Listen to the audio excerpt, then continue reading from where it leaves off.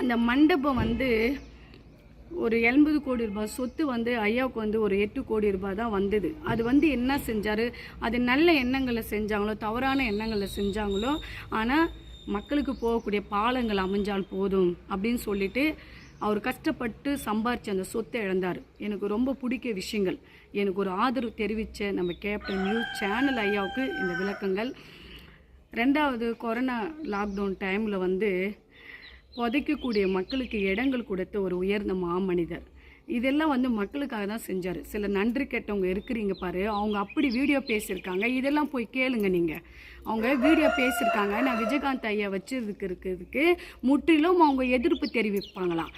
எதிர்ப்பு தானே தெரிவிக்கிறேன், நீ போய் கேஸ் கொடு, நானும் உன் பேரில் கேஸ் கொடுக்குறேன், அங்கே வந்து பைசல் பண்ணிட்டு வரலாம், அங்கே போய் தீர்ப்பு எழுதிட்டு வரலாம் 2 பேரும், சரியா?